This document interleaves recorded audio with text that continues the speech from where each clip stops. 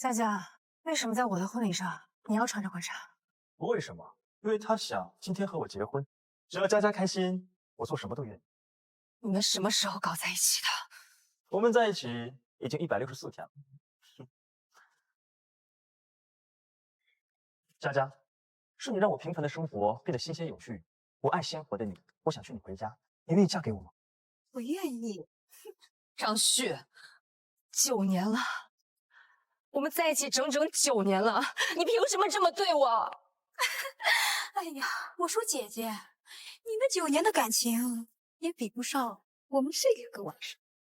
张佳佳，你是我最好的闺蜜，我对你那么好，你竟然勾搭我未婚夫，你们凭什么这么对我？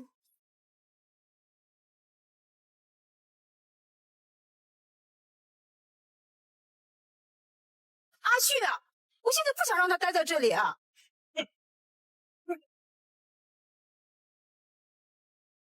你烦不烦？还没看清吗？我喜欢的是你的闺蜜。9年，整整9年，我早就玩腻了，玩烂了。你让我感觉生活特别没意思，特没劲，你懂不懂？赶紧滚出我和佳佳的婚宴！谁给你的胆子，敢欺负我的女人？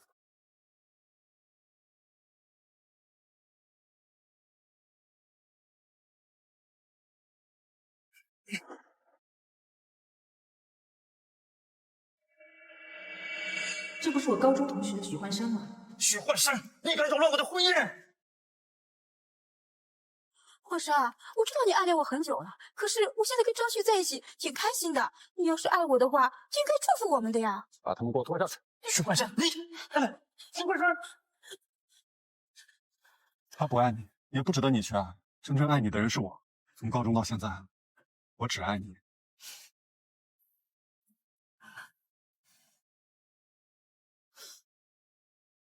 这次产检结果很好，胎儿发育一切正常，符合我们现在怀孕8个月的标准。谢谢医生。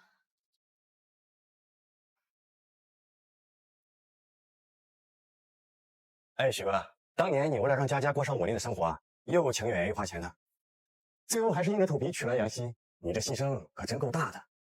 你小点声，我不是什么光彩的事。是。许幻山，许幻山，张佳佳就那么好是吗？你宁愿硬着头皮娶我，也要成全她？我就是个牺牲品吗？我怀胎8个月，几周之后就要在手术台上开膛破肚了，我到底算什么？西西，你别听我兄弟乱说。我现在是什么身份？那张佳佳算什么东西？别忘了，你当年对她那么好，她转头就去勾搭你当时的未婚夫，那能是什么好东西啊？说起来，她连你一个脚趾头都不如，我怎么可能看得上她？嫂子，这事赖我，闲着没事看点短剧，打着名字给山哥讲来着。山哥那么爱你，他咋能做出那种事呢？对呀，西西，我知道你辛苦了。你看我们孩子都8个月了，我们就好好的啊。那你跟我发誓，你没有骗我。好，我跟你发誓，绝对没有骗你，而且我绝对不会在你最需要我的时候离开你的。别的时候也不行。好。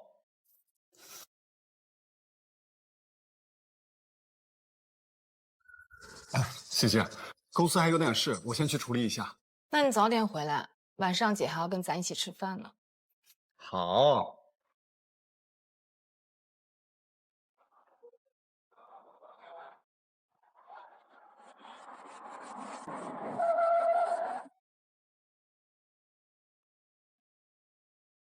杨总，江怡，杨总，你坐拥娱记传媒的全部股份，护城独大一家，以您的身份，你怎么能在孕期骑电动车回去啊？电动车咋了？不挺好的吗？又快又不堵。再说我现在月份也大了，需要运动。幻山现在事业越来越好了，我在家里闲不住，还不如帮他干点家务活呢。你对许幻山的心意我明白，但恕我多嘴一句，男人啊，只有挂在墙上才老实。你真的完全相信许幻山，将你的公司全权交给他来打理？我相信他，他很爱我。好的，杨总，我明白了。再等等吧，等什么时候他能接管公司了，我再告诉他我的身份。哟，弟妹辛苦了。我都闻到饭香味儿了，真好闻，这真是来的太及时了。该洗手，准备吃饭吧。这菜看着就好吃。西西，你辛苦了。不辛苦啊，你最辛苦了。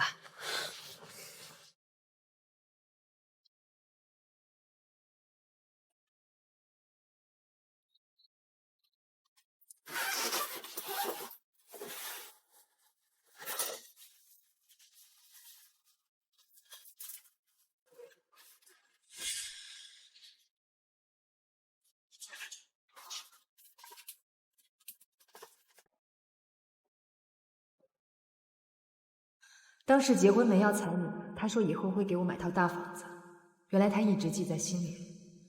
我们都老夫老妻了，还这么不害臊。老公，你最爱喝的排骨莲藕汤。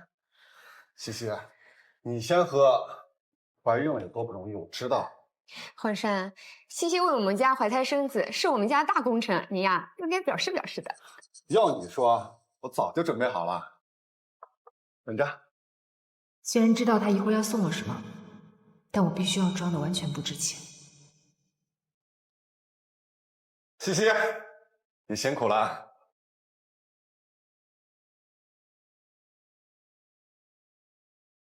老公，你送我礼物，我当然开心了，但我更开心的是你能多花点时间陪陪我。哎呦，看你们俩，西西，赶紧打开看看，这礼物肯定特别浪漫。橡胶手套，这是你送我的礼物啊！西西，每次看到你做饭的时候，我都心疼你的手。有了这副橡胶手套，以后你做什么都方便一些。这礼物不错，既保值又耐用。这焕山肯定是心疼西西，精心准备的。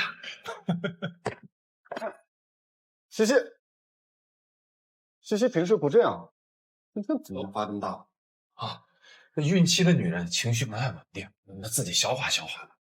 要我说呀，还是咱们家焕山有本事，顺手就把价值600万的商务资源给了我和你姐。我们呀，要好好谢谢你。焕山一个人在外打拼不容易，媳妇儿不疼啊，咱们家里自己疼。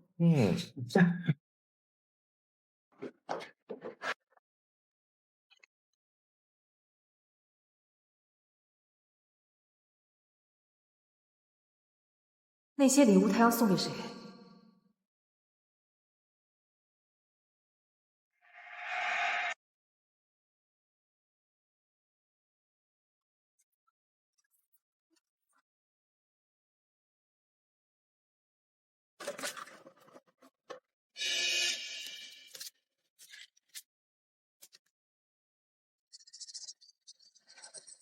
相伴6年，刻骨铭心，怦然心动；相伴1年，怦然心动；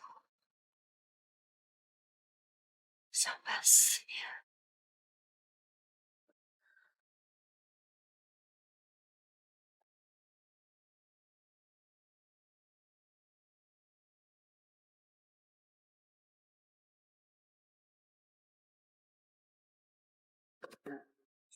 原来他真是为了张佳佳能顺利嫁给张旭才娶了我。那么多年，他装的那么爱我，他真让我恶心。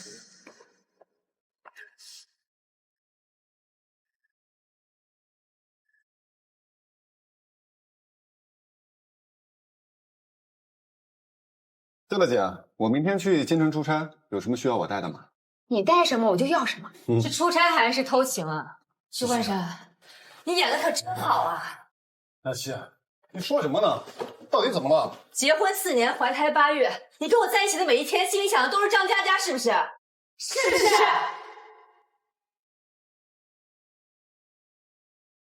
结婚4年，怀胎8月，你跟我在一起的每一天，心里想的都是张佳佳，是不是？是不是？西西，就算我再爱你，你也不能随意翻个东西侵犯我隐私。你骗了我4年，我翻你东西怎么了？你是不是就连跟我睡在一起的时候想的都是张佳佳？你现在怀孕了，受到激素影响，我跟你说不通。总之，我跟佳佳之间没你想的那么不堪。没我想的那么不堪。你一穷二白的时候，我愿意跟着你；你出身不高，我四处为你奔走。你现在居然又送他房本，我为你辛辛苦苦怀胎8月，你有想过我的感受吗？你简直不可理喻啊！西西，你我同为女人，你怎么这么小肚鸡肠、疑神疑鬼的？佳佳和幻山只是经纪人和艺人的关系而已。佳佳，你也认识他？认识啊，都是一个圈子里的。我们总不能因为你跟人家不联系吧？合着都知道，就我不知道是吧？你怎么能说这种话，雅西？我好像今天才认识你。我告诉你，从来没有人瞒着你，是你自己多疑。是我多疑？许幻山，我好像从来就没有真正认识过你吧？你现在挺着大肚子，我不想跟你吵架，你自己冷静冷静吧。许幻山，你跟我说一句实话。西西，你注意点，你怀着可是我们许家的孩子。对呀，你跟谁过不是过呀？女人得学会知足。这幻山不过就是跟他的朋友出去买了一些纪念品，你要是满脑子都是这种龌龊的想法，跟谁过都得离。你们可真是一家人啊！许幻山，你也这么想？对，我就是这么想的，你满意了吧？这么多年以来，我天天在外头累得跟孙子一样，你呢？天天除了知道在家躺着、购物、逛街、买东西，你还干什么了？你对这个家有半点贡献吗？我真不知道你哪来的脸来指责我。许幻山，当初是你求着我在家里面，我才放弃我事业的。整整4年，我在家里每天做都是同样的事情，洗衣、做饭、扫地，等你回家。许幻山，你还有心吗？你现在所有的成就都是我一点一点为你铺出来的路，你知道吗？你是不是都忘了你姐夫的车是我买的，你姐现在住的房子也是我付的首付，你们许家能有现在都是我一点一点用钱堆出来的，我对家人没有贡献。说了半天不还是钱吗？杨希，我告诉你，许家能有现在的成绩，跟你半毛钱关系都没有，都是我一手创造出来的。别觉得自己受了多大委屈一样。做人啊，要学会见好就收。你在家4年，华山养了你4年，这是多少人求都求不来的福分，你还得闹什么？对呀，您身在福中不知福了。幻山多好的男人。几句轻飘飘的话，我4年的付出都白费了吗？你说够了没有？谁家的老婆不做饭？谁家的老婆不洗衣服、不生孩子？你比别人老婆多做什么了？你只是做了一个老婆应该做的事情而已。怎么？难道要我给你发工资？你不觉得很搞笑吗？这是理所当然的事儿吗？你请保姆多少钱？我问你要过1分钱吗？好了，我知道你怀着孕，孕激素不稳定，下次要钱了直接说，我传给你。钱我们许家有的是。幻山马上升为歌王，我们许家正处于舆论的风口浪尖，以后不能总这么清醒了。有钱有权就可以仗势欺人吗？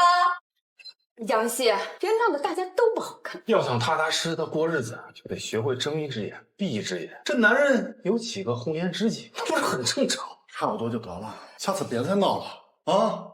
离婚吧，许幻山。你这是何必呢？让他走。他一个大肚婆，身上1分钱都没有，我看他能去哪儿？肯定自己偷偷在外头哭一阵，灰头土脸又回来了。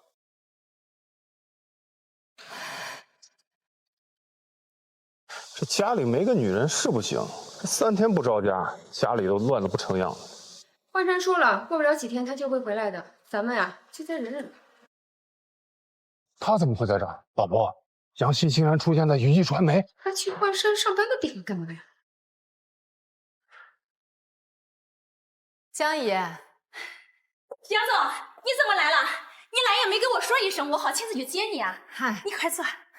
您别这么客气，您是我爷爷的门生，又是我爸的师妹，以后别这么客气了啊。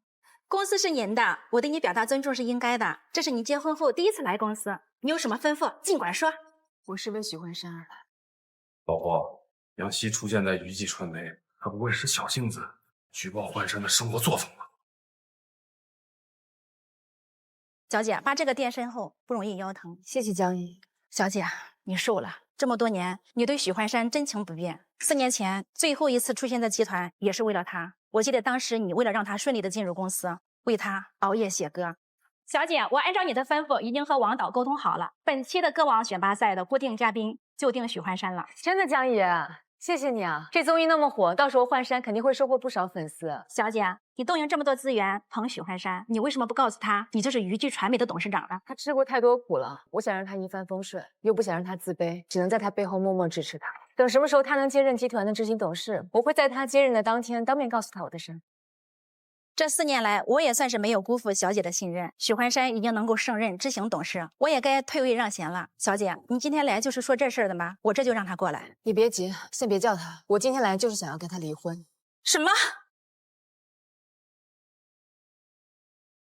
他简直猪狗不如，枉费我这么多年对他细心的教育，他简直就不是东西。小姐，你放心，我现在就立马开除他，连并那个张佳佳一并开除。不用开除。小姐，难道你不舍得他吗？不是不舍得。是不甘心，宝宝马上就要出生了，我不想他一出生就没有爸爸，我也赌他这4年不可能对我没有一丝的情感。接任委任书正常发放，但我要附加个条件。我懂了，小姐，还是你高明，这样以后他也翻不起来什么浪。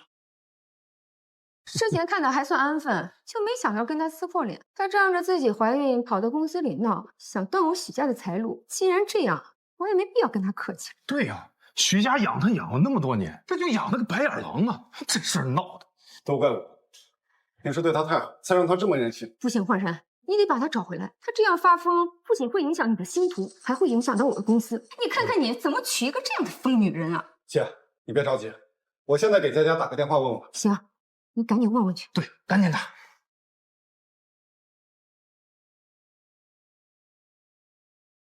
才这么点儿。亲爱的，怎么了？佳佳，西西吃你的醋，跑到总裁办公室那边告状去了，你赶紧去看一下，别让他搞出什么幺蛾子来。这个女人这么多案子，我这就去看。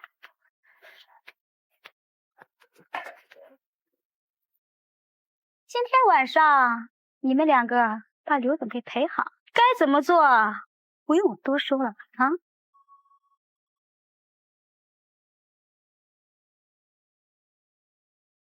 江爷，我一个人走就行，不用送我。那怎么行啊？你现在怀的可是我们娱记传媒的少东家，车我已经备好了，麻烦你了。江爷，我是不是太不近人情了？他毕竟是我孩子的父亲，一日夫妻百日恩，我们俩又共同度过了4年的美好时光。小姐，你是心软了吗？我想给他最后一次机会。这样吧，条件不变，但要等我具体消息再执行。明白了，小姐。走了。小姐，你还是太善良了，并不是所有的人都像你一样的心那么软。哎呀，江总，那不是徐焕山的老婆吗？她来这里干什么呀？张佳佳，你那么八卦干什么呀？要不你的金牌经纪人就不要做了，做狗仔吧。哎呀，不是的，江总，我也是刚好路过，不是看到自己的艺人的老婆来了吗？这就你一会儿就通知一下人事部吧，我要商定一下许焕山的事儿。哎，江总，你是不是听到什么捕风捉影的话了？人家徐焕山每年跟咱们公司赚好几个亿呢，他可是一线明星，你可不能因为这点小事就毁了他的前途呀！你胡说什么呀？我怎么就毁了他的前途？我也快退休了，决定今天呢让许焕山来接任执行董事，你快去通知吧。哎，焕山，你赶紧收拾收拾，你马上要当上执行董事了啊！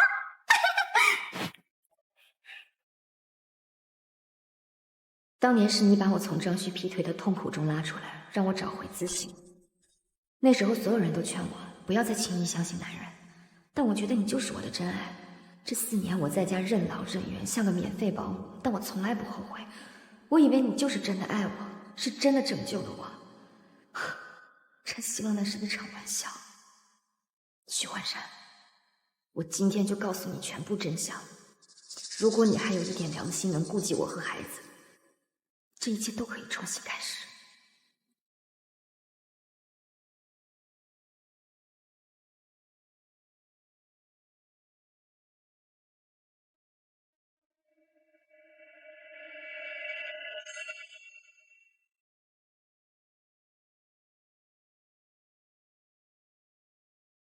你们干什么？干什么？你还好意思问？就是你看到的这样。我们离婚吧。你确定要跟我离婚吗？确定，当然确定。说实话，你这个黄脸婆，我早就看腻了，撕我的钱了。真是可笑！就在刚刚，我还想再给你最后一次机会，可你却连字都签好。我可以让他做执行董事的位置，但我有一个附加条件，就是我要恢复我董事长的身份管理集团，而他将作为我的下属，听命于我。太好了，小姐，你终于开窍了。看来你已经想清楚了，你是为了你的情人张佳佳吗？都这个时候了，你少污蔑佳佳，是我嫌弃你不要你了，你也不撒泡尿照照自己现在什么样子？从怀孕以后，你都丑成什么样子了啊？就是像你这样的心机女，趁早离我弟远点。一个泼妇跑到公司里边去闹，幸好江总没有听信你的谗言，继续让焕山接任执行董事一职。我弟也真是倒了血霉了，我们许家也是倒了8辈大霉，接受你这样的泼妇。弟妹，不是我说你，哪有女人来背刺自己的男人的？你这么做太让人心寒了。我背刺？许幻山，你以为你傍上的是什么好鸟？你和朝夕都一样，都不是什么好东西。你是不是觉得张佳佳离婚了，你又有机会了，就可以抛弃自己的糟糠之妻了？你闭嘴！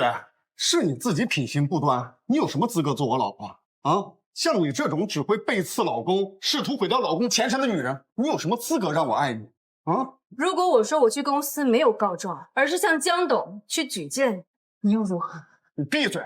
你是把我当傻子吗？行了，杨希，你自己生龙货色你不知道吗？一个被人睡烂的脏货，也就是我弟弟可怜你，多收留你几，你以为自己多高贵？杨希，你怎么不说你一个不开心就能让江董直接把焕山的任命给撤销了，还直接就把他给开除了？我就有这个权利，我也有这个能力。杨希，你好大的脸啊！你怎么这么可笑啊？杨希，你怎么不直接说娱记集团都是你的？你这么说，不觉得自己很可笑啊？我很想笑。我笑我这几年养了你们这群白眼狼，吸我的血，践踏我的真心，还合起伙来坑骗我。我笑我怎么找到你这种软饭男，我笑我居然把你这种女人当家人。我真的太可笑了。不就离婚吗？我签。以后你走你的阳关道，我过我的独木桥。等一下，弟妹，光离婚可不行啊！你还要怎么样？这个是补充协议，从我们许家走出来，女人只能净身出户。我弟年薪可是几千万，别想从我弟身上拿走1分钱。许静，我真是看错你，你是不是怕我分走前后你就没钱花了？别拿你龌龊的心思来看我，我只是不想让我弟吃亏。离婚可以，想分钱门儿都没有。我许家的东西一个都别想带走。许家的东西？这别墅里面哪个东西是你们许家的？只要你能看到的，都是我许家的。还有你干活的手套，也都是我许家的。杨希啊，看在这几年你在我家还算是一个合格保姆的份上，离婚以后我就不找你要钱。等孩子生下来，每个月我给你300块钱生活费，怎么样？够了吧？300块？你真说得出口？你每个月理发的钱都要好几万，你给你自己的亲生孩子300块钱，你还是人吗？行了，你别拖延了。再怎么说，我弟都不会回心转意的。他马上就要上升为娱记的执行董事了，到时候娱记就是我们许家的，碾死你就像碾死一只蚂蚁一样。我奉劝你，许家的东西你别想惦记。许幻山，你也觉得这许家跟我杨希没有半点关系吗？当然，我姐说的又没有错，你也别废话了。离婚以后每个月的抚养费我会按时给你，其余的想都别想。好，好的。许幻山，你在娱记传媒这几年，公司给你最好的房子、最好的车子、最好的资源，还给你姐拉赞助、拉投资。还有你在国外花的每一分钱都是娱记传媒的。现在你们跟我说许家跟我杨希没有半点关系，既然你们把话说到这份上，我现在就签。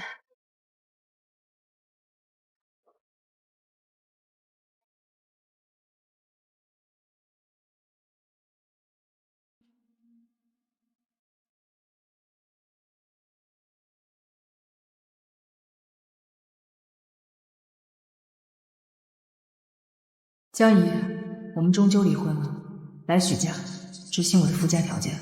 小姐呀，我早料到会有今天，你等着，我马上就过去给你撑腰。一会儿你们会为你们的所作所为后悔的。你又在说什么空话？吃不到葡萄就说葡萄酸，他呀就是嫉妒你马上升为董事了。一定是江总来了。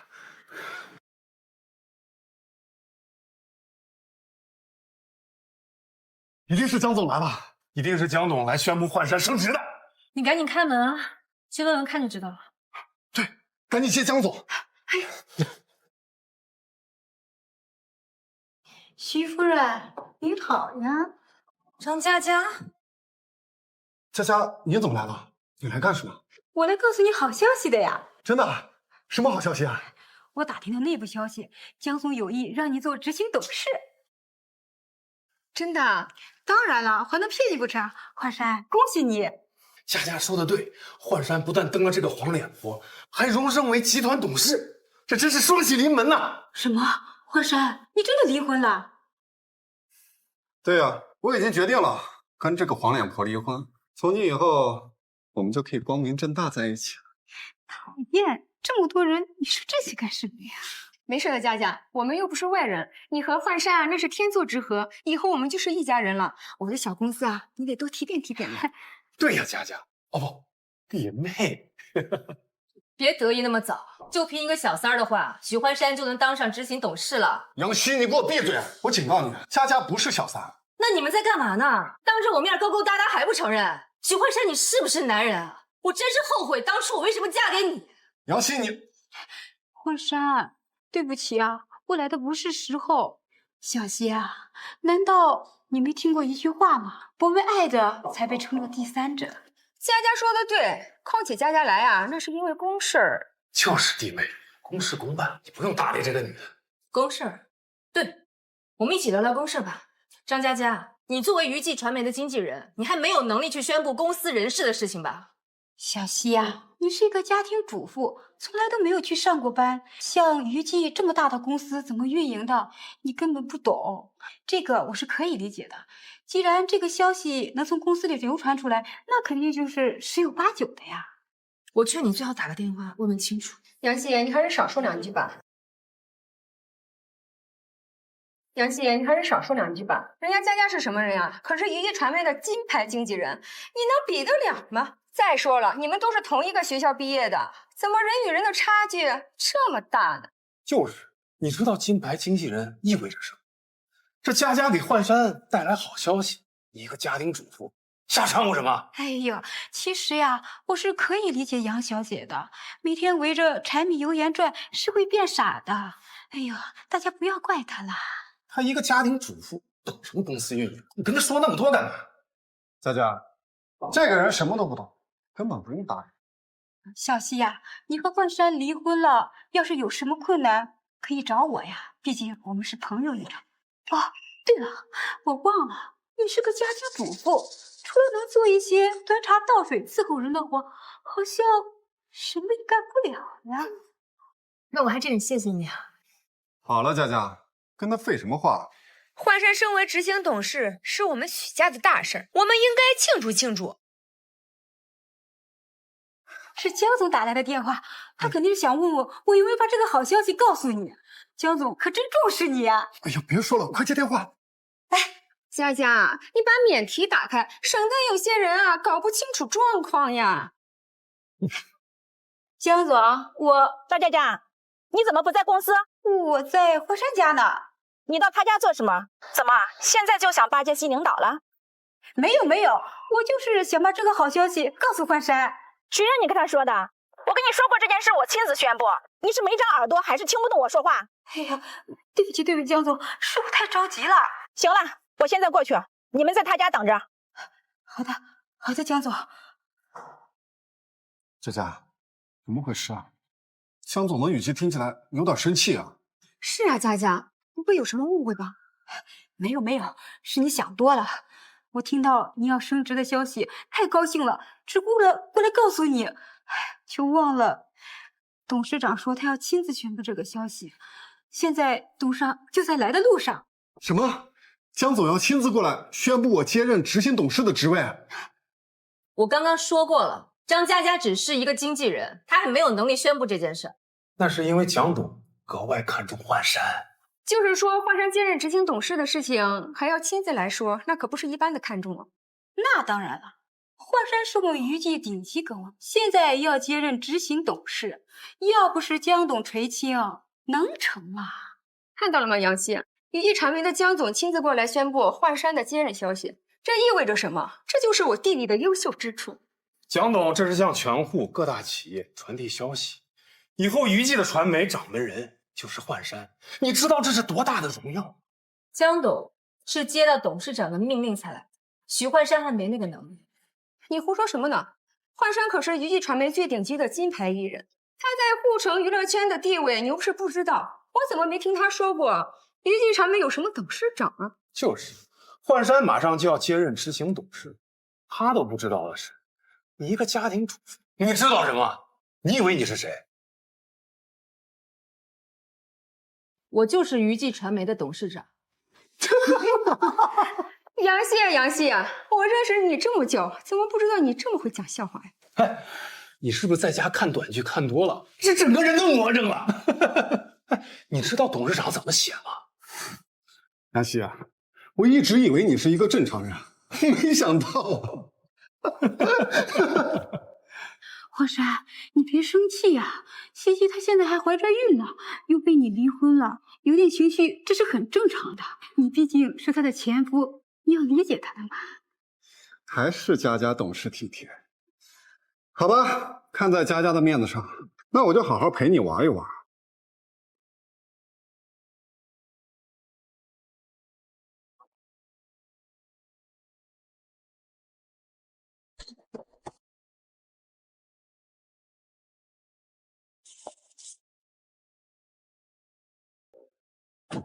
杨希，不，杨总，杨董事长，你是不是要下令免除我执行董事的职位，还要把我赶出娱记传媒啊？对，还要断了我们公司和娱记的一切合作，让我后悔。哎，不光这样，难道你还要让我跟静静去娱记打扫厕所呀？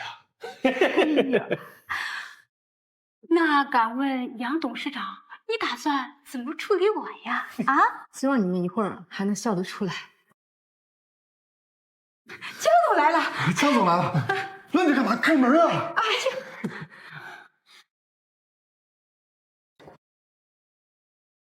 啊，江总，您亲自来我家，真的是让我倍感荣幸。哎，我给您介绍一下，这位是我姐，还有姐夫。打住！我来这里是为了公司的公事，私事以后再说。您说的是？不愧是执掌娱记传媒的大老板，真是公私分明啊！我们还是要多向老前辈学习。许幻山，我现在以娱记传媒现任执行董事的身份，向你宣布最新的任命。本人江医生，娱记传媒的现任执行董事，因年事已高，决定即日退休，并任命许幻山为娱记传媒的新任执行董事。感谢江总的信任，我一定不会辜负您的期望。恭喜你，焕山弟弟，太好了，你终于当上执行董事了。焕山，恭喜啊！这还要多谢江总亲自来宣布焕山接任执行董事的事情，不然还真的有人以为是什么不存在的董事长说了算呢。就是说呀，这焕山在娱记待了那么多年，都没听过什么董事长，更要好好答谢江总的看重呀。对，还是佳佳说的对，我马上就订一间护城最好的酒店。江总，您可一定要赏脸过来啊！着什么急？等我把话说完再高兴也不迟。我当执行董事的时候，上面确实没有董事长，但是从今天开始，娱记传媒的新任董事长就会上任，以后公司上下都由董事长亲自掌控，当然也包括你这个新上任的执行董事。江总，您不是在开玩笑吧？娱记有新任董事长，我怎么不知道呢？江总，娱记的新任董事长是何方神圣呀？难不成？不可能！这怎么可能啊？原来你们已经知道了，没错。娱记传媒的新任董事长就是这位杨希杨女士。什么？她是新任的娱记传媒的董事长？不可能，杨希怎么可能是董事长？这也不符合公司的流程啊！对呀，江总，你别拿这么大的事开玩笑呀！她只不过是一个家庭主妇，每天就只能做一些端茶倒水的粗活，她怎么可能是娱记传媒的董事长呢？你是不是搞错了呀？闭嘴！杨希是杨家唯一的继承人，娱记传媒是杨氏家族产业，由他担任董事长天经地义，你们还没有资格质疑。什么？西西居然是娱记传媒的继承人？既然瞒了我们这么久，我们可是一家人啊，杨希！咱们是一家人，你还有脸跟我说家人二字？我之所以隐藏，是为了照顾许幻山那点卑微的自尊心。许幻山。我本想着当你扶摇直上的青云梯，等你有能力接任执行董事的位置的时候再告诉你真相，但我没想到我这么多年的付出，你居然弃之如敝履。既然这样的话，我没有必要再隐藏了。江医生，董事长，从今天起，我和许家一刀两断，所有涉及许家的事不用额外照顾，公事公办即可。还有，许幻山，你是有能力接任执行董事的位置，但你必须要听命于我。如果你接受的话，这个位置还是你的。至于张佳佳勾引有妇之夫，乱搞男女关系，即日起撤职开除。还有你许静，杨希，弟妹，咱们可是一家人啊！闭嘴！谁跟你一家人？以后再敢打着杨氏和于季的幌子招摇撞骗，别怪我饶不了你。还有，以后杨氏和于季不得与许家有任何业务往来。弟妹，这跟杀了我有什么区别？一家人小打小闹不是很正常吗？你怎么这么狠心呀？对呀，这谁家还不吵个架？就为这点小事，你不至于。我给你道歉了。我已经看在过往的情分上，给你留了一线生机了。这么多年，你用于季的旗号做了多少事情，你心里清楚。一直没有人找你，是因为我在帮你善后。你怎么对我的？幻山，你看他在这发疯了。幻山呀，你赶紧劝劝他，要不然我和你姐都完蛋了。幻山，你快告诉他，我们没有关系，我可不能丢掉这份工作呀。西西啊，你闭嘴！你还有脸替他们求情？不是的，我只是觉得事情不应该是这个样子，还不都是因为你隐瞒了事情的真相，才搞成现在这个样子吗？再说了，我们的孩子马上就要出生了，你也得为孩子考虑一下，是吧？你还有脸提孩子？徐幻山，我现在看见你就恶心，带上你的东西给我滚！还有你们都给我滚！看在孩子的面子上，我也不跟你计较，你也好好保养身体啊。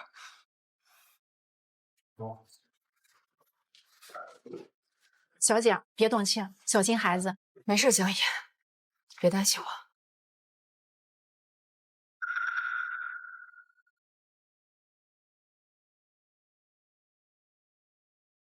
医生，放心吧，胎很健康。那就好，我感觉这孩子还挺沉的。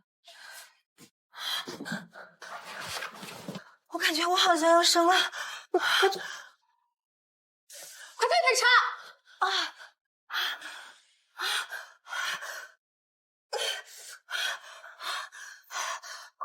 华山，你快把杨希找回来吧，要不然我的前途就毁了。我连他在哪都不知道，怎么找？杨小姐，你放心，我现在就给老公打电话，让他过来。不用了，我现在就给他打电话。我老公死了。华山，你说杨希会不会是去公司了呀？有可能，我们去公司找他。孩子很健康，谢谢。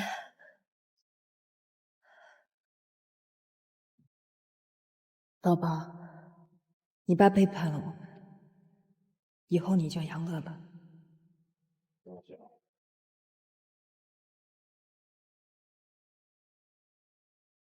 喂，西西，你在哪儿？我去你公司找你，没找到。徐幻山，你连我今天的预产期都忘了吧？果然，离开你是我这辈子最正确的选择。你想见我？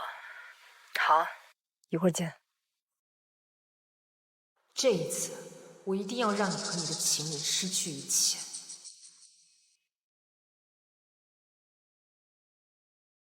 好好好，西西，那我就在公司休息区等你啊。怎么样了？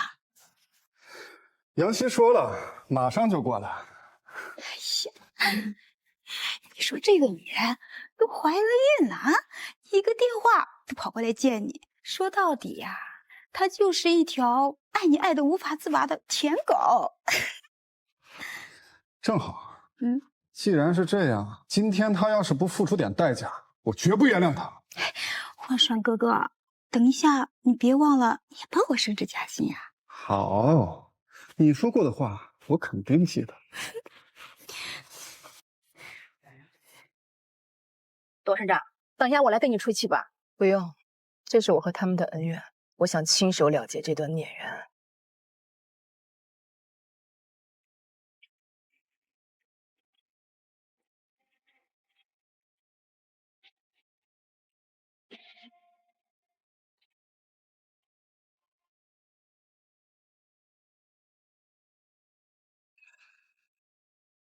你们看，杨希来了。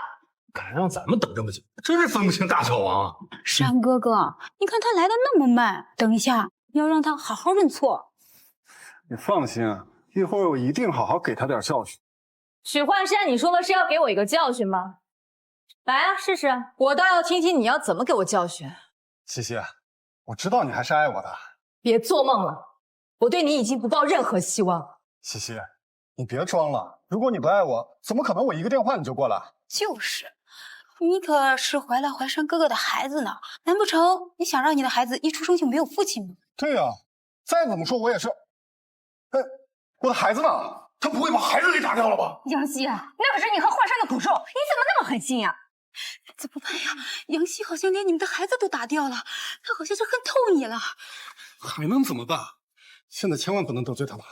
杨希，这不是你一个人的孩子，立刻给环山跪下道歉。你们闹够了吗？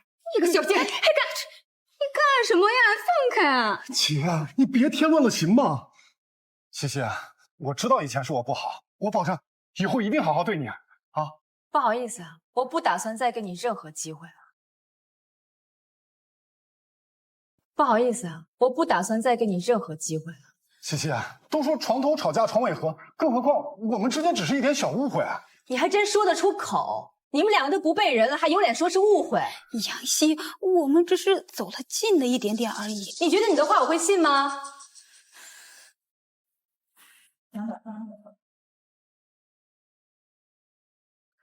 喂，杨女士，告诉您个好消息，您的儿子身体健康，一切正常。谢谢啊，那就好。我这边有点事情，晚一点我去接他，辛苦了。西西，原来你把孩子生下来了。我和孩子跟你没有半点关系。西西，我知道你还在生我的气，但你一定还是爱我的，对吧？西西，我们回家啊。许幻山，离我家小姐远一点。许幻山，你不要太自恋，我对你没有半点留恋。怎么可能？你如果不爱我，为什么要把孩子生下来？就是呀，杨希啊，再怎么着都是老相识了，你就饶我了这一次吧。以后我保证去公司里尽职尽责，帮你把公司做大做强啊。西西，你别生气了，让我给孩子取个名字好不好？就叫许晨，像我一样认真做事，诚心做人，你觉得好不好？许幻山，你别做梦了，孩子姓什么和你们许家没有半点关系。来人，把他们拉出去。杨总，饶命啊！等一下，西西啊，如果有什么错，我一定尽量改正。我求求你了，别把佳佳赶走，好不好？还叫佳佳，叫的还真是亲热。拉出去！西西，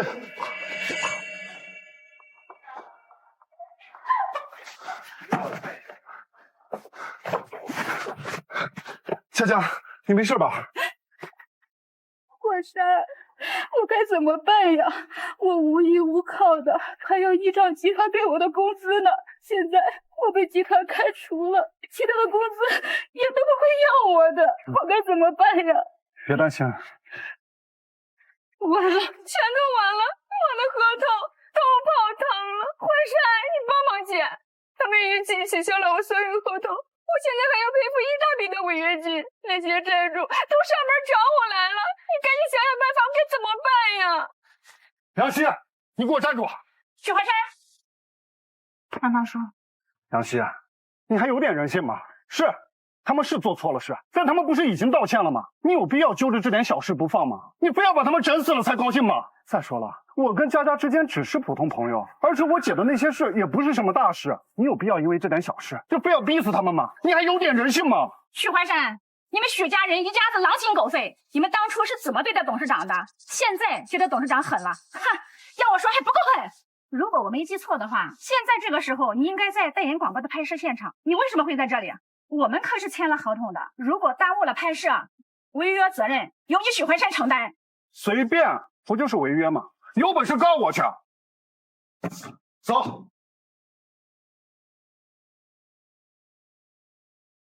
在这个白眼狼身上空耗了这么多年的光阴，我真替你感到不值。人总是会犯错的，都已经过去了。张姨，只要有任何顾虑，公事公办即可。否则，对不起，都是因为我，不是你的错，佳佳。你和华山那是追求爱情，都是那个杨希神经过敏，非要隐瞒自己的身份，他就是故意给咱们下套。好了，事已至此，说这些有什么用啊？现在人家的身份，我们想要在护城混下去，必须找他道歉。说到底，她是你孩子的妈妈，你对她态度稍微好一点，她也不至于对我们感情杀绝啊。我不去。我倒是有个主意，说不定可以化险为夷。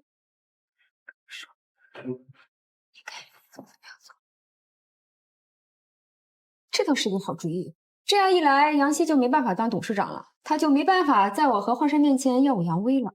焕山，你觉得怎么样？这个主意好是好，但是风险太大了。焕山，你看杨希把我和佳佳逼成什么样了，再不反击，我们是要乖乖等死吗？静静姐，你先别着急啊。我知道焕山是个重情重义的人，毕竟他们这么多年的感情，舍不得我是很能理解的。要不这事就算了。佳佳留步。焕山，杨希在你心里就这么重要吗？比我和佳佳加起来还要重要？好吧，我可以配合你们。这次杨希做的确实太过分了，是得给他点教训。不过再怎么说，她也是我孩子的母亲，咱们下手要有分寸，知道吗？而且我说什么时候停，就必须什么时候停。好，你说什么就是什么。好，都听你的。你说什么时候开始，咱们就开始；什么时候结束，咱们就结束。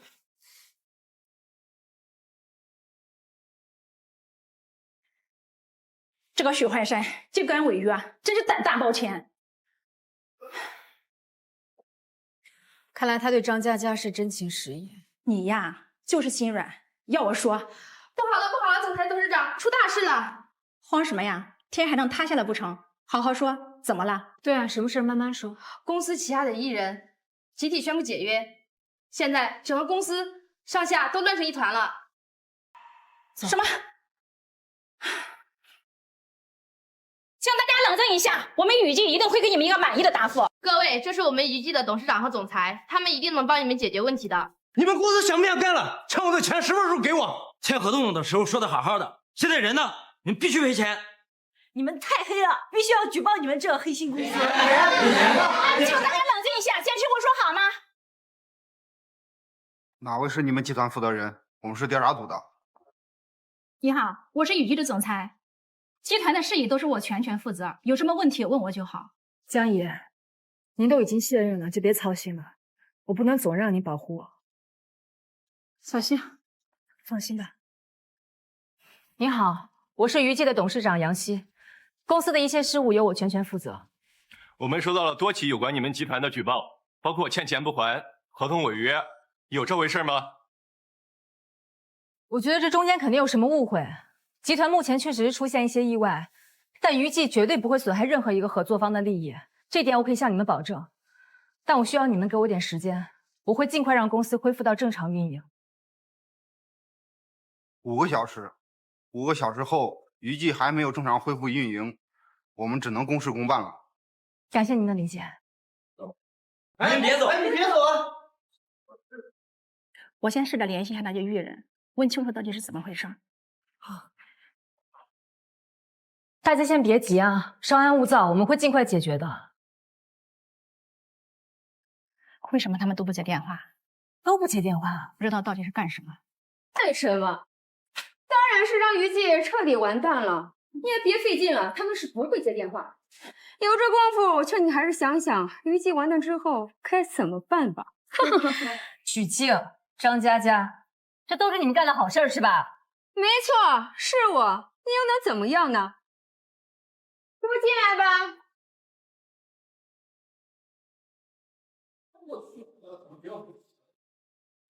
你们这一群白眼狼，公司培养你们花了多少钱？你们就是这样回报公司的？江总，我们真的没有办法呀。许静，光凭你们2个做不出来这种事儿。许焕山呢？让他出来，敢做不敢当是吧？许焕山，还真的是你，你到底做了什么？江总，饭可以乱吃，话不能乱说。我就是一个小艺人，我能做什么？不过是告诉了他们一些前辈的经验而已。许焕山，你说这种话不脸红吗？他跟你们说了什么，让你们做这种事情？董事长，许哥说，要是不听他的，就让我们在娱乐圈混不下去。您知道许哥在护城娱乐圈的地位，我们哪敢得罪他呀？许焕山，你真无耻！仗着自己的名气地位就可以欺负人吗？你的良心叫狗吃了吗？哎，向总，别激动，您岁数也不小了，要多注意身体。现在公司就交给我们年轻人打理就行了。我今天把话放在这里，只要杨希能乖乖听我的话，我立刻让他们回去。许关山，你个王八蛋！你要让我做什么？也没什么，只是想让你从董事长的位置上下来，然后把于记的股份转让给幻山，就这么简单。不过你放心，我还是会给你留一部分财产的。毕竟我们夫妻一场这么多年，我是不会那么缺钱的。这么不要脸的话，你是怎么说得出口？动动嘴就将雨季全部的股份。江雨生，我给你脸了是吧？你已经不是雨季的总裁了，这是我跟杨希之间的事情，你跟老不死不要插手。你算个什么东西，也配站在这里？小希，幻山的能力大家有目共睹，能管理集团也是众望所归呀。小希不要，于季是老杨总一辈子的心血所在，绝对不能落在这一种忘恩负义的畜生手里。江姨，正是因为于季是父亲的心血，我绝不能眼睁睁看着他被毁掉，就算是付出我的所有，我也愿意。小希，不就是转让股份吗？我签。等等，等等。不能签！你算个什么东西？从哪儿冒出来的？赶紧给我滚！这个人我感觉在哪儿见过？这位先生，我们认识吗？杨董事长，我只是刚刚在门口听到了事情的经过，替您感到不值，所以想请您给我一个机会，将一句传媒交给我，我保证让一句传媒成为沪城乃至全国最大的娱乐传媒公司。你谁呀你？说大话也不怕闪着舌头。你知道我弟弟是谁吗？他可是歌王大赛的冠军，炙手可热的歌王级选手。像你这种的垃圾，还配跟他比？对呀，我们都没见过你，怎么相信你啊？这位先生，感谢您的好意，别介意。杨董，只不过是一个小歌手罢了，还入不了我的意。本事不大，口气倒是不小。从我出道以来，从来没有人敢这么跟我说话。幻山，你可别往心里去。我在沪城娱乐圈摸爬滚打了这么多年，从来没见过他。一个不知天高地厚的小人物，不值得你出手。小子，我劝你识相点儿，赶紧闪开！这位先生，感谢你能站出来帮我说话，但这件事情你插不了手的，我不想牵连你，你还是走吧。我想起来他是谁了，顾泽川，你是顾泽川对不对？当年势如中天的世界天王，却在鼎盛时期突然宣布退圈，你怎么突然回来了？没错，我就是顾泽川。不过什么天王不天王的，就不要再提了，那都是过去的事儿。什么世界天王顾泽川？这怎么可能？他早就退圈，隐居海外了。确实是他，你看这张照片，他真的是顾泽川啊！我看看。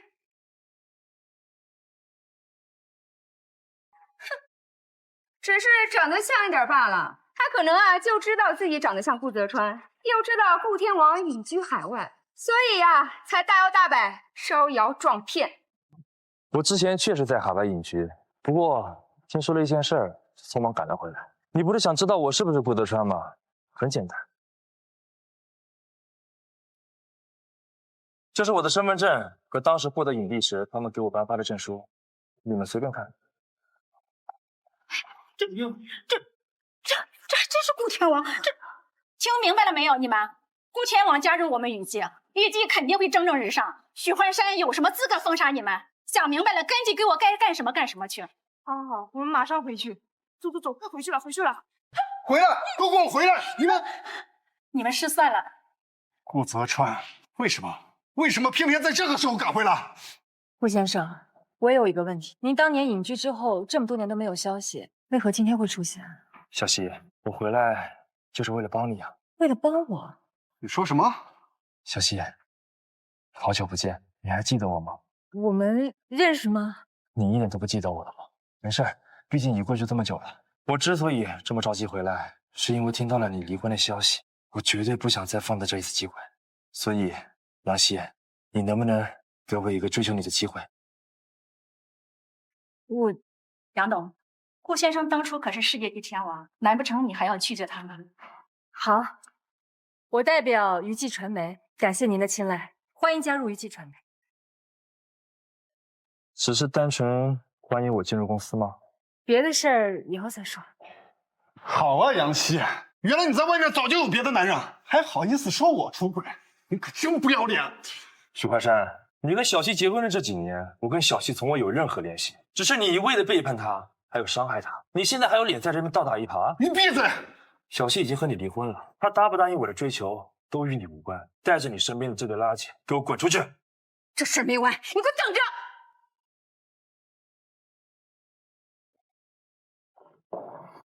小希，你还好吗？没事，我只是有些后悔，后悔我爱上这么一个人渣。抱歉，让你看笑话了。别这么说，过去的事儿就让它过去吧。以后有我在你的身后，我绝对不允许这样的事发生。好了，先去处理这件事儿吧。谢谢你，顾先生，这点请。我已经经历过失败的一次感情了，我不想再重蹈覆辙了。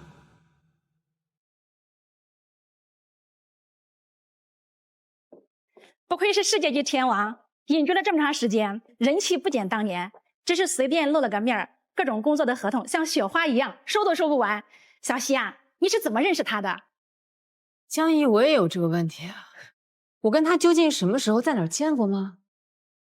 爸，我说了，我不想嫁，我只想嫁给我最爱的人。哎，小希，你回来你！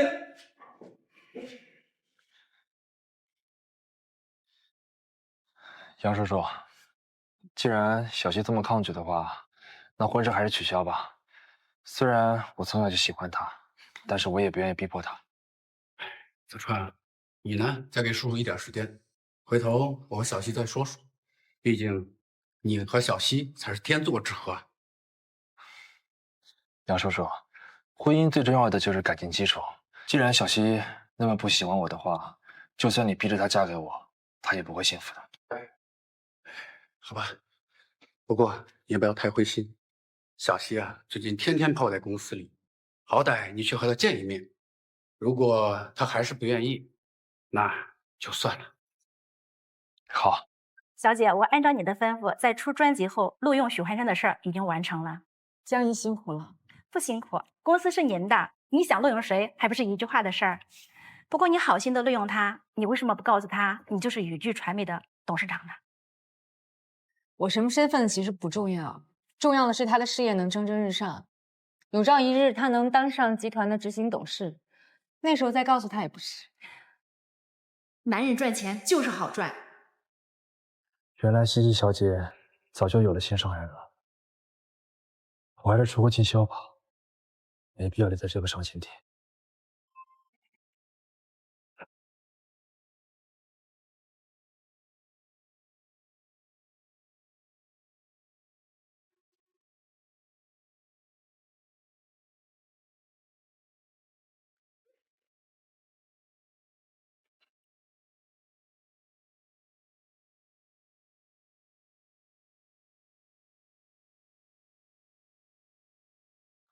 如果当初我没有那么懦弱，勇敢一些，或许西西就不用承受那么多委屈了。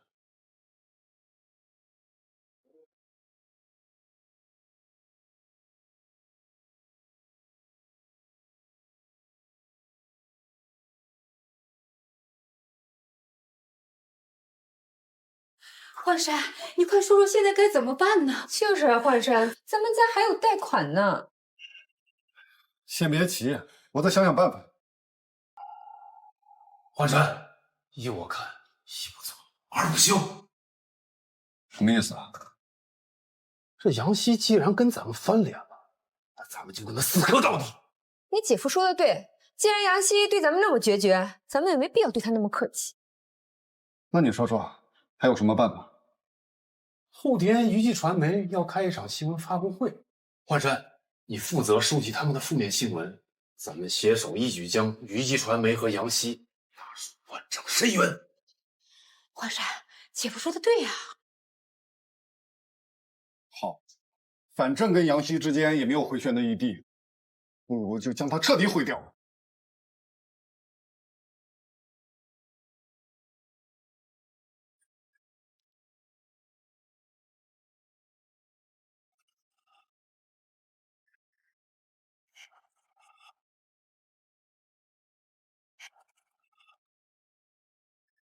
杨董，这位就是娱记传媒新签约的天王顾泽川先生吗？杨董，听闻您为了新欢将自己丈夫逐出家门，想要利用公司资源力捧新欢，请问是不是真的？杨董，您这样做一点都不在乎自己的名声吗？杨希，我的人已经混入记者里，今天我必定会让和你的娱记传媒臭名远扬。各位记者朋友们，你们先不要着急，具体情况我们杨董等会儿会给你们耐心解答。各位记者朋友们，大家好，我是娱记传媒的董事长杨希。有关许幻山被罢免一事，纯属他咎由自取。杨总，这怎么跟我听的事实不太一样啊？付明，今天是我娱记传媒的发布会，你来干什么？我当然是为了现场记者来披露真相的。你分明是凭借自己的一己之力才将许幻山给开除的。胡说什么？事实是他和张嘉佳出轨，我才开除他的。没错，整个事件的过错方都是许幻山。他们撒谎！真实的情况是我和张嘉佳知道娱记传媒的负面新闻，所以才要将我们开除的。大家都不知道吧？其实娱记传媒一直都做着见不得人的勾当。你少血口喷人，许幻山！今天你和付明一起过来串通一气，就是为了找麻烦是吧？我来找麻烦？我们到这里来，只是要公布被你隐藏的真相而已。没错，我们今天来这里的目的就是当着大家的面拆穿你虚伪的嘴脸。我虚伪？你们还真是为了一己私利，什么违心的话都说得出来啊！杨董，他们两个不过是天然小丑，不必跟他们生气。我们可是有真凭实据的。这个视频上面记录着娱记传媒试图潜规则的片段。之后保证你大红大紫。我不要，扔了，不扔别怪公司血偿你。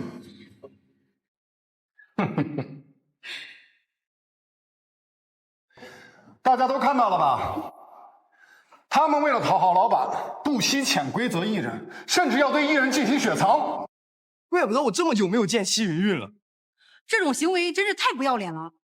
杨希表面看着光鲜亮丽，没想到也是个为了私利不择手段的衣冠禽兽。杨董，对于这件事情，您总得给个解释吧？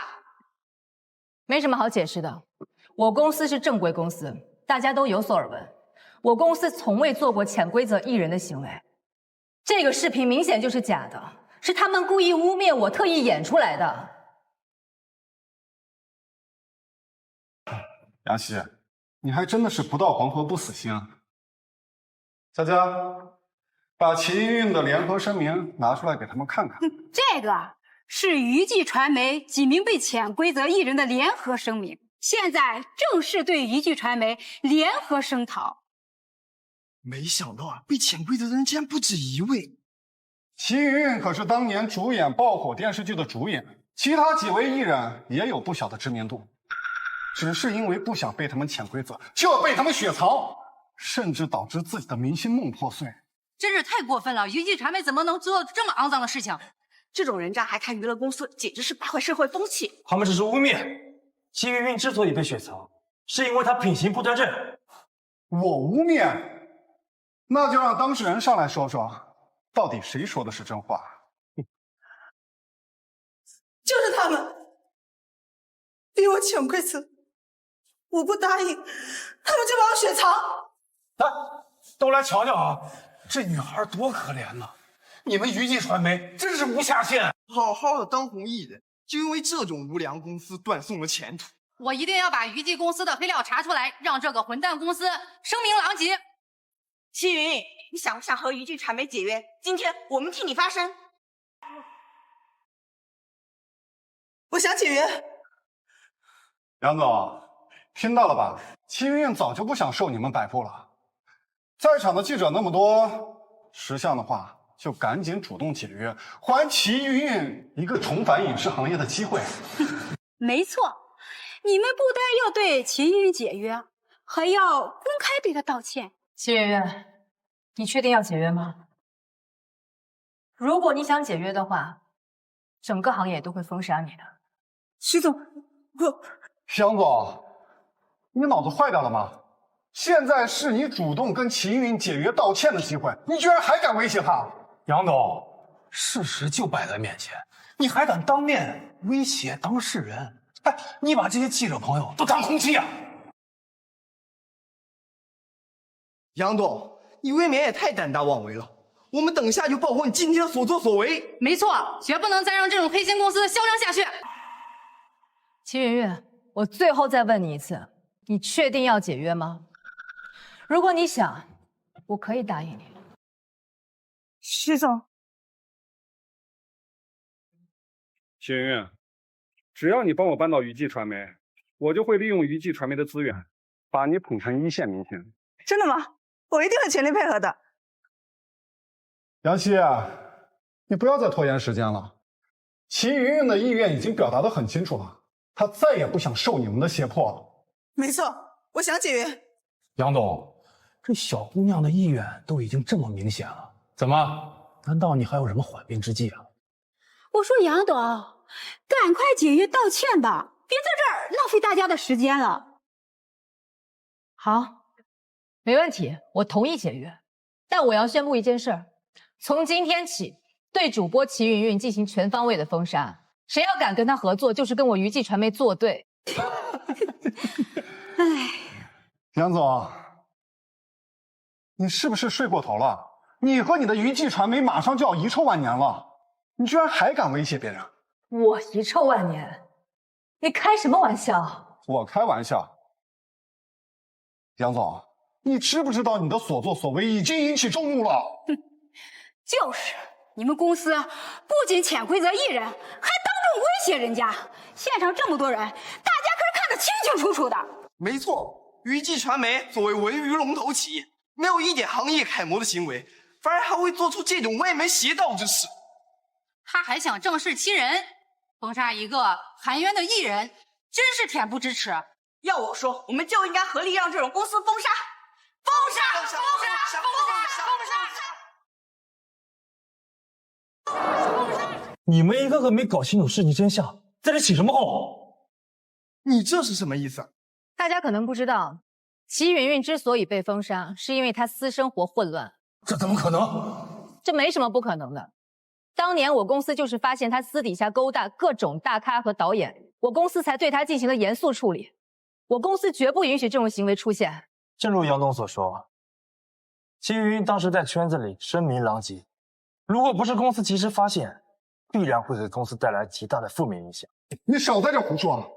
齐云云分明是小孩子。许幻山，你真是不见棺材不掉泪。这是齐云云的档案资料，上面写的很清楚，齐云云就是因为生活作风不端而被公司进行了严肃处理的。这到底怎么回事啊？两边各执一词，到底哪边才是真的？徐总，您倒是给我们大家一个解释啊！他这一定是假的哦，一定是他提前知道我们要过来，故意做了一份假资料。没错，这个履历一定是假的，就是杨希他故意伪造的。还是不信是吗？好啊，给你们看看更多的确凿证据吧。杨董，照片已经打印出来了。不去！这人还真是齐云云去酒店开房的照片。这里面的导演好像是见过。不去看，都不去看。齐云云，公司就是顾及了你的面子，所以没有把当年你的事情第一时间曝光。现在既然你做了伤害公司的事情，就别怪我们不客气了。一定是你在造假，大家不要相信他。许幻山，你不要再白费力气了。如果你觉得证据不足，我们这里还有其他证据。你说呢？我真的不是故意跟公司作对的，是我还许诺把我捧红，我才帮他给公司制造原料的，不关我的事，不关我的事。弄了半天是这许幻山故意诬陷，真是不要脸。我们刚才竟然误会杨董了，都怪这几个卑鄙的小人。杨董坚决不能轻饶他们。杨总，不，诗诗，都是这个秦云骗我，是他跟我说他是冤枉的，所以我才……这种鬼话，你觉得你说出来有人会信吗？你在公司多少年了？秦云什么人品你不了解吗？诗诗，徐华山，你和杨希已经离婚了，不要叫他们亲热。徐焕山，看样子今天身败名裂的会是你们的。杨总，你再给我一次机会好不好？我保证绝对不会再有下次了。我再跟大家宣布另一件事儿，从今天起，全行业封杀许焕山，任何公司不得跟他有任何的合作，否则的话，我公司会和违逆者断绝一切业务往来。这完了，这都完了。你还想跑，张佳佳？杨总，我知道错了，我保证以后见到你，我躲得远远的。这世上可没有什么后悔药。杨总，我们也是听令行事的，这一切都是他，一切都是他指使的，今天所有一切都是他指使的。对，都是他干的，全都是他。许华山，你别学我喷人啊！我今天过来娱记传媒就是来凑个热闹的，不关我的事儿。还有你，付明，我差点都忘了，从今天起你也被封杀了，任何公司不得录用。哎，杨总，我真的是无辜的，不关我的事儿啊！来人，把他们带走。杨总，杨总，给我一次机会，无辜我是，杨总，一次机会，杨总，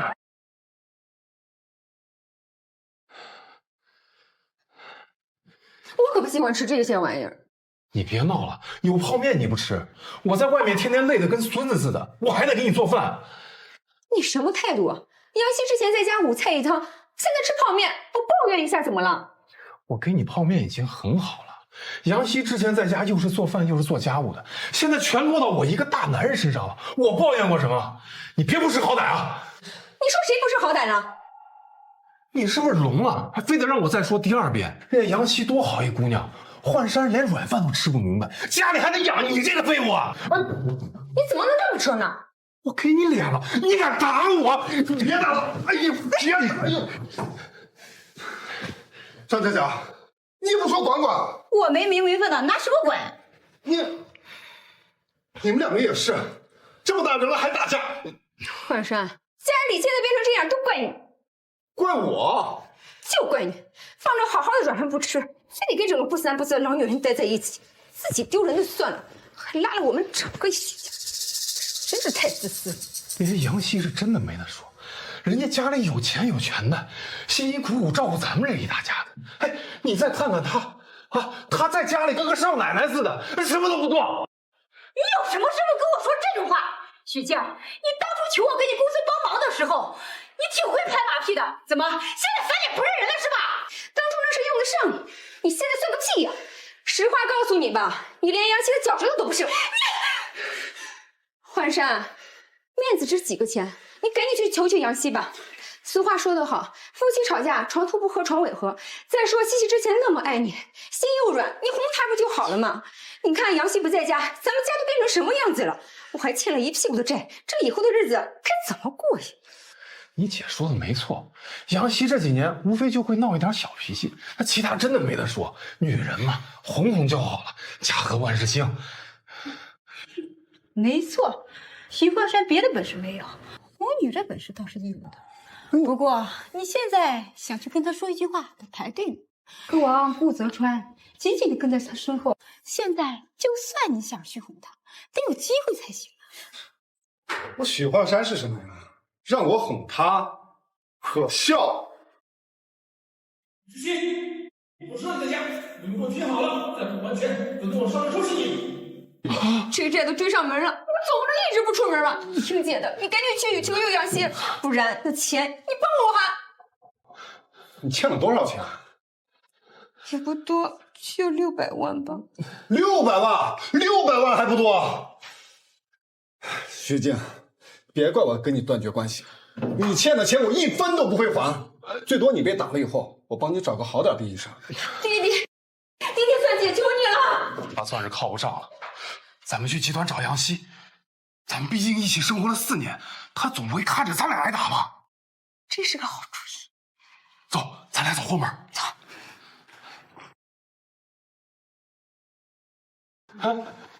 弟妹，弟妹，保安呢？保安，等会儿，听听他们说什么。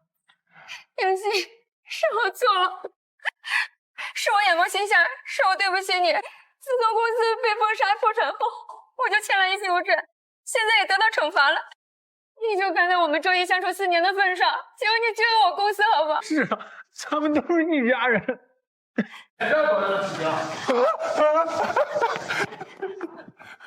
我就是娱记传媒的老板，干嘛闹事是吧？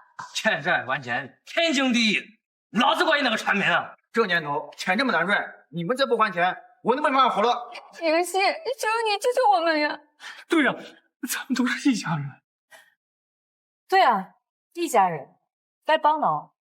不过我有个条件，你只要能帮我们还钱，上刀山下火海，我们都替你安排。这个是你们说的，别反悔。这卡里的钱足够偿还他的欠债，收好，以后别再来闹事儿了。好，谢谢。杨希，这次真是谢谢你了。谢谢弟妹，谢谢弟妹。不用谢，不过我的条件还没说。您尽管说。哟，这保洁的衣服就像给你们俩量身定做的一样，还挺合身啊。好好干活啊，直到还清我的债。虽然我们是一家人，但你这样也太过分了吧？我们好歹是名牌大学毕业的。你应该谢谢我心情好，替你偿还了债务。保洁怎么了？丢人吗？我觉得工作不分贵贱吧。好，要不，许沁不是这个意思。杨希，你仔细想啊，你是公司的总裁，我们在这儿打扫卫生、干保洁，让公司知道了，你不是很没面子？我不觉得保洁就低人一等，靠自己双手赚钱的劳动人民是最光荣的。最让我恶心的是你们两个狼心狗肺、忘恩负义的无耻小子。废话不多说了，好好在公司做保洁。好。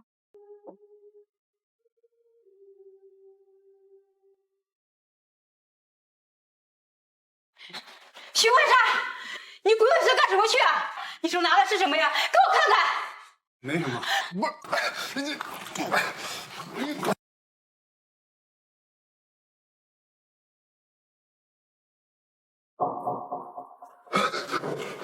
是你送的我周年礼物吗？你拿它干什么去啊？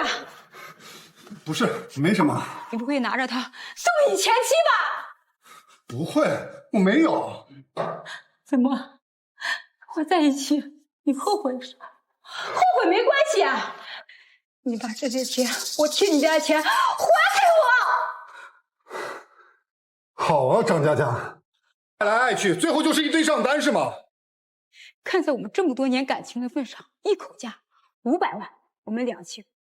否则，你别想跟他破镜重圆。怎么可能？我哪有这么多钱给你啊？没钱，不是还有这些吗？哎，你别动！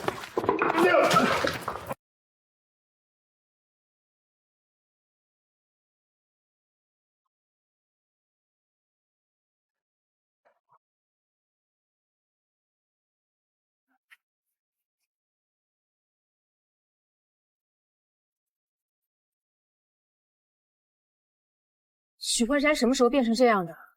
他和张佳佳大吵一架，两个人抢钱的时候不小心磕到脑袋了，现在他疯了。幻山，你别乱跑啊！不是说让你再打我欠债的吗？这个垃圾呀！你干啥？我为什么要来打我家？我是娱记传媒的总裁许幻山。你一瞎都是神经病！睡觉，我跟你过不下去了，离婚吧！凭什么？我不离！我离婚，轮椅，我的轮椅，不离！疯子，一家都是疯子。许幻山现在沦落到这个境地，真是有因就有果。或许对他来说，这已经是最好的结局。张佳佳现在以故意伤害罪逮捕入狱了，他想见你一面。他配合我见面了。还有一件事儿，顾泽川这边要立太护城了。他走之前说，他旗下的一个艺人来公司就职。他现在人在哪？他现在在公司办理离职手续呢。就是杨总，这是我们给你准备的惊喜。泽川，你西西，我之前一直不明白你的心意，所以就跟江一打了个配合。现在看来，你还是很在乎我的，我的计谋得逞了。怎么跟个小孩似的呀？面对你，我就变成小孩喽。很多年前我就爱你，但当时的我没有勇气跟你坦白。杨希，你还记得吗？我们小时候订过一个娃娃亲，我现在想履行它，你愿意跟我在一起吗？原来是你，顾泽川。可惜我2段感情都失败了。如果当初我选择的是你，会不会更幸福啊？造化弄人，但我觉得我们现在开始也不晚。经历种种事情，我才能更加看清自己的内心，对你的爱是多么的坚定。西西，我之前一直以为你喜欢的另有其人，所以我自卑怯弱。但现在我不想管那么多了，我只想为我自己勇敢的争取一次。